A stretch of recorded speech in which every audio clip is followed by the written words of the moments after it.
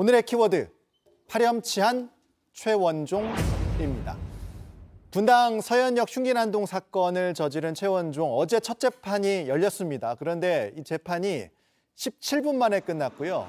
글쎄요, 좀 상식 밖의 태도라고 저는 좀 생각이 되는데, 최원종이 재판 끝내고 나오는 장면을 보면, 자, 뭐 피해자 가족들, 유족들, 최원종을 향해서 분노의 목소리를 낼 수밖에 없었고요. 핸드폰도 날아왔습니다. 격앙된 모습 볼 수 있었고, 자, 최원종의 파렴치함, 뻔뻔함이 그대로 나타나는 어제 재판 상황부터 조금 차분하게 다시 짚어볼게요. 자, 문유진 변호사님, 판사 출신이시잖아요. 재판을 시작하면 재판부가 인적사항부터 묻죠. 근데 이제 재판부가 주소를 물었는데 최원종의 답변부터 글쎄요, 성의가 없습니다. 주소를 다 말해야 되냐 이렇게 물었다고 그러더라고요. 네, 원래 재판장에 인정신문이 있는데요. 네. 이것은 뭐냐면 피고인이 공소장에 기재된 인물과 동일한 인물인지를 확인하는 것을 말합니다. 네. 피고인이 주소를 제대로 말하지 않은 것은요, 사실 인정신문에서 진술 거부권을 행사하는 것입니다. 네. 법적으로는 피고인에게 진술할 거부할 권리가 있으니까 문제는 없습니다. 이런 경우에는 검사나 교도관을 통해서 공소장에 기재된 인물과 실제 피고인이 동일한지 확인 절차를 거칩니다. 네. 하지만 이런 비협조적인 태도는 반성하지 않는 태도로 비춰질 수 있기 때문에 예. 양형에는 좋지 않습니다. 그리고 어제 재판이 이제 17분 만에 끝났다고 말씀을 드렸는데, 최원종이 혐의를 인정하는지 확인도 못했어요. 그렇죠? 네, 왜 그랬죠? 그렇습니다. 어제? 뭐 결론적으로 보게 되면 뭐 재판 자체가 이제 공정이 된 것인데요. 예. 가장 큰 이유 자체는 최원종 측 변호인의 이야기에 의하면 예. 수사 기록 자체를 열람하거나 등사할 수도 없었다. 그래서 그 다음번 공판 때 의견 표명을 보류하겠다. 이런 입장을 이제 밝혔습니다. 수사 기록을 못 봤다 이런 네, 쉽게 얘기군요. 얘기하면은 예. 사실상 그 10건 이상의 기록도 많았고 예. 또 아마 내부적으로는 변호인이 국선 변호인에서 사선 변호인으로 이렇게 확대해서 바뀐 것 같습니다. 예. 뭐 그래서 뭐 시간이 없었다라고 하는 이제 그런 뭐 변명 아닌 뭐 변명을 한 것 같고요. 예. 어쨌든 지금 이 검찰이 했던 얘기는 지난주에 늦게 신청을 했지만 허가를 했다. 예. 근데 기록은 뭐 많은 것으로 뭐 이렇게 검찰도 뭐 인정을 한 것 같지만 예. 어쨌든 그 재판부의 입장에서는 증거 기록을 보고 말하겠느냐. 그래서 최원종 변호인은 그렇다. 결국은 이 변호인이 이 의무 자체를 좀 게을리한 것인지 아니면 워낙 지금 중대한 사건이다 보니까 이 수사 서류 또 공판 관련된 앞으로 서류도 상당히 많아서 실제로 볼 시간도 없었던 것인지 어쨌든 결과론적으로는 자연스럽게 재판이 뭐 지연되거나 다음번에 의견을 표명하는 것으로 지금 전개되고 있는 상황입니다. 글쎄요, 뭐 법적으로는 그럴지 모르겠지만 일반적인 눈높이로 본다면 저게 수사 기록을 본다고 뭐가 달라지는 것인가, 저는 그런 생각이 드는데 시간 끌기 전략 아닌가 이런 생각이 들거든요. 어떻게 네, 보세요? 맞습니다. 이런 사안 같은 경우에는 사실은 최원종이 이게 CCTV도 있고 예. 범행을 부인하는 것 자체가 시간 끌기 작전으로 보입니다. 예. 이 분당 흉기 난동 사건은요, 살인의 5가지 유형 중 가장 중한 극단적 인명경시 살인 유형에 해당합니다. 극단적 인명경시 살인 유형입니다. 예. 네, 이런 경우에는 중형이 선고될 것이라는 것은 누구나 예상할 수 있습니다. 이렇게 재판을 끄는 이유는요. 예. 구치소가 교도소보다 더 편해서 그렇습니다. 재판 그렇게 중에는 추측을 하시는 거예요? 네, 맞습니다. 예. 이게 실제로 피고인들이 재판을 끌기 위해서 상고 이유가 딱히 없는데도 대법원에 상고를 한다든지 이런 경우가 사실 많은데요. 네. 이렇게 재판을 끄는 이유는요. 구치소가 교도소보다 더 편해서 그러니까 형이 그런데요. 확정되기 전엔 구치소에 있고 맞습니다. 형이 확정되면 교도소에 가는데 네, 맞습니다. 구치소가 더 편하다. 네, 교도소에서는요, 사실 봉투 붙이기, 뭐 예. 화해 가꾸기 이런 노역을 하게 되거든요. 예. 따라서 이제 미결 구금이 되는 구치소에서 미결 구금 일수를 더 늘리려고 하는 시간 끌기 작전을 많이들 합니다. 구치소에 더 오래 있으려고 지금 시간 끌기 하는 것이 아니냐 이런 네. 분석도 좀 해주셨는데, 글쎄요, 뭐 만약에 이 분석이 맞다면 더 화가 나는데요. 뭐 유족들은 더 분노하실 것 같고요. 네. 자, 어제 재판 이제 방청에 참여한 유족들이 굉장히 울분을 토했습니다. 유족들의 인터뷰, 심경 다시 한번 보고 오겠습니다. 우리 혜민이가 너한테 뭘 잘못했는데 너한테 뭘 잘못했길래 그러는 건데. 가족들, 제 친구들 어금니를 깨물지만은 무너집니다. 진짜 어떻게 해야 될지 모르겠어요. 침대에 가면은 혼자잖아요. 생활에 베개를 껴안고 잡니다.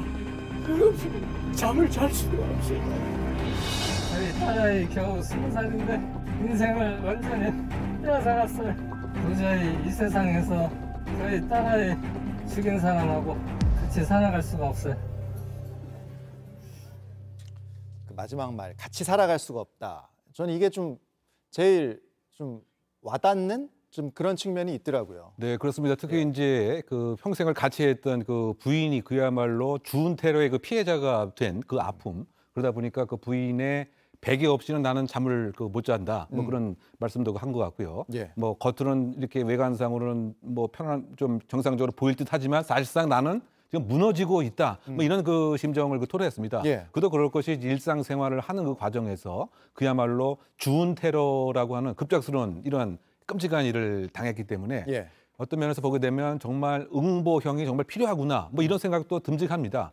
그야말로 엄벌주의, 그리고 지금 뭐 사형과 관련된 여러 가지 논란이 있습니다만 저 가족의 그 입장에서는 상당한 원상 회복뿐만이 아니고 예. 일정한 응보적인 대가를 치르는 것을 이렇게 좀 지켜보고 싶다. 그런 취지의 또 입장도 판사 앞에서 밝힌 것 같고요. 어쨌든 저와 같은 그 피해자의 그 아픔 자체를 제도적으로 무엇인가 좀 보듬어주고 보장할 수 있는 피해자 지원에 관한 좀 전반적인 점검도 좀 함께 있어야 될 네. 필요가 있지 않나 생각해 보았습니다. 변호사님, 이게 오래갈 재판 절대 아니잖아요. 우리가 다 알고 있는 상황인데 재판이 길어질수록 유족들의 고통은 더 커지고 이게 또 2차 가해가 되는 거 아니겠습니까? 아, 네. 실제 피해자나 피해자 유족이 재판에 방청하는 경우가 굉장히 많은데요. 이 방청 자체가 큰 충격이 되기도 합니다. 아. 네, 이래서 이게 방청을 하는 과정에서 이제 그 범행 모습 자체가 이제 재현이 된다거나 이런 경우가 있는데, 사실 재판을 진행하다 보면요, 이 피고인이 거짓말을 할 때마다 이렇게 막 한숨을 쉰다거나 거짓말이에요 이렇게 외치는 분들이 방청석에 있어요. 이분들은 대부분 피해자인 경우가 많고요. 예. 이렇게 사실 정신적 충격이 너무 클 것 같으면 재판 과정 자체에서 이제 피해자는 그 과정을 체크는 하고 싶잖아요. 예. 이럴 때는 사실 뭐 변호사나 제3자를 통해서 체크를 하는 게 좋고요. 피해자 진술권이라는 게 있어요. 예. 법정에서 이제 피해자가 재판에 나와서 자기가 진술할 수 있는 권리인데, 이 권리를 이용해서 필요할 때만 하는 것이 더 좋아 보이기는 합니다. 아까 그 변호사님 구치소 얘기하셨는데 네. 최원종이 구치소에서 언론사에 보낸 편지가 있잖아요. 이게 공개가 됐는데 이 어이없는 내용이 있어요. 구치소에 한 달만 있었는데도 힘들다. 글쎄요. 이 편지 공개내고 나서도 유족들의 충격이 굉장히 컸잖아요. 네, 그렇습니다. 사실은 저 범인이 언론사에 편지를 보낸다고 하는 그 행위 자체로 사실은 아주 이례적이고 독특한 것인데, 도대체 무슨 목적으로 보낸 것인가? 그러니까 그 내용을 보게 되면 사실 더 이해가 안 가는 그런 상황으로 예. 저는 해석이 되는데, 내용을 크게 보면 이제 두 가지로 요약이 될 것 같습니다. 그 첫 번째는 나의 그런 행위가 그 사회적인 산물이다, 뭐 그런 얘기를 좀 하고 싶었던 것 같아요. 하나의 그 뭐 변명 아닌 그 변명 같은데, 이를테면 자신이 그 어렸을 적에 범죄자에 대해서 비난도 또 했었고, 또 어떤 측면에서는 그 부모의 그 이야기를 좀 많이 들어서 빨리 내가 치료를 했으면 이런 일은 없었던 것은 아닌가. 그렇지 못하기 때문에 이런 사회적인 환경이 만들어낸 하나의 행위다라고 하는 합리화를 꾀하는 이런 내용이 하나가 있는 것 같고요. 절대 합리화될 수 없는 내용이죠. 그렇죠. 그리고 그 두 번째는 자신의 그 범행 동기에 대해서 이른바 심신미약을 주장하려고 한 취지가 아닌가. 예. 왜냐하면 범행 동기가 나를 괴롭히는 그 스토커 집단이 있는데, 예. 그 스토커가 가장 많이 모여 있는 것이 바로 서현역 앞이었기 때문에 예. 그 사람들에 대한 가장 중요한 방법이 폭력을 행사한 것이었다. 그래서 이와 같은 흉기 난동을 했다라고 하는, 어떻게 본다면 이게 나는 온전한 상태의 정신적 시시변별 능력이 없는 사람이다 예. 라고 하는 것을 강변하려고 하는 그와 같은 편지의 두 번째 내용이 아닌가 해석해 봅니다. 아까 말씀하신 부분들, 뭐 편지 보내서 몇 달 전부터 뭐 나를 향한 조직의 스토킹이 시작이 됐다, 뭐 이런 내용들을 주장을 하는데, 그러니까 지금 최원종은 계속 심신미약을 주장하는 것으로 보입니다. 근데 검찰의 이 수사 결과는 심신미약이 아니라고 했고, 그러면 재판 재판에서 이 부분 심신미약이냐 아니냐 이 부분이 좀 쟁점이 될까요, 변호사님? 어떻습니까? 네. 그 정신병과 예. 심신미약 그리고 감경 이 세 가지는 필연적 관계에 있는 것은 아닙니다. 예. 쉽게 무슨 말인지 설명을 드리자면 정신병이 있다고 해서 다 심신미약이 되는 것은 아닙니다. 다른 여러 가지 사정을 함께 보게 되는데요. 이 최 원장 같은 경우에는 범행 전날에 범행 장소를 미리 가봤다고 해요. 예. 이건 사실 뭐 살인 예비도 될 수 있지만 범행 장소를 미리 답사한 것으로 볼 여지가 갔다가 많고요. 이제 그날은 이제 실행을 하지 못했다 이렇게 조사가 네. 됐죠. 그리고 또 미리 인터넷에서 심신미약 감경을 검색을 해봤다고 합니다. 이런 점에 비춰서 심신미약이 아니라고 볼 여지가 많습니다. 또한 심신미약이 인정이 되더라고요. 예. 인정이 되더라도 꼭 감경이 되는 것은 아닙니다. 왜냐하면 심신미약은요. 필수적 감경이 아니라 임의적 감경이라고 해서 임의적 감경이요? 할 수도 있다라고 할 수 있는 부분에 불과하거든요. 예. 그래서 제가 봤을 때는 아까 그 교도소에서 편지를 보낼 때 두 가지를 주장을 하는 것 같아요. 예. 첫 번째는 심신미약이고 두 번째는 자기가 반성을 한다는 취지를 보이는 것 같은데요. 예. 제가 봤을 때는 이 반성은 사실 이렇게 잔혹한 범죄를 저지르고 예. 언론사에 반성문을 보내는 것이 무슨 의미가 있겠습니까? 예. 사실 재판을 진행하다 보면 피해자가 방청석에서 뭐라고 하냐면요. 재판장님, 피고인이 재판부에만 반성문을 보냈지 우리에게는 사과를 한 적이 없어요라고 하는 경우가 굉장히 많아요. 그런 경우를 많이 목격하셨죠? 그렇죠. 지금까지. 사과는요. 예. 재판부에 하는 게 아니라 피해자에게 하는 겁니다. 따라서 최 원정이 반성문을 언론사에 보낸들, 재판부에 보낸들 이게 무슨 의미가 있겠습니까?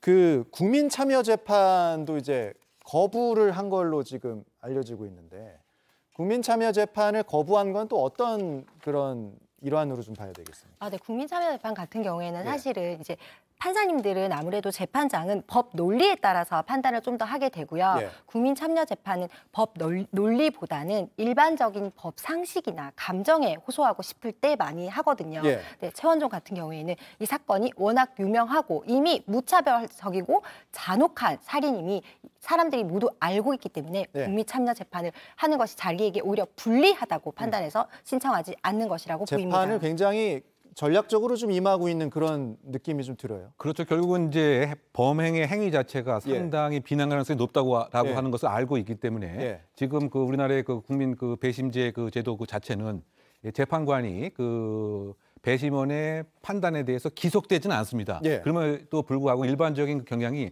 판사가 생각하는 것보다 양형을 상당히 높게 결정되는 경향이 있기 때문에 예. 그렇다고 본다면 본인이 이익되는 점이 아무것도 없다. 뭐 이런 판단을 한 것 같고요. 그러다 보니까 처음에 아예 이 재판 자체를 그냥 비공개 재판을 아예 또 요구했던 것 같습니다. 예. 근데 재판이라고 하는 것은 그 공개 재판이 그 원칙이기 때문에 예. 유역하게 되면 상당히 양형을 줄이기 위한 전략적인 행보를 처음 시작부터 하고 있다. 이렇게 요약할 수가 있을 것 같습니다. 글쎄요. 그게 가능한지 모르겠습니다.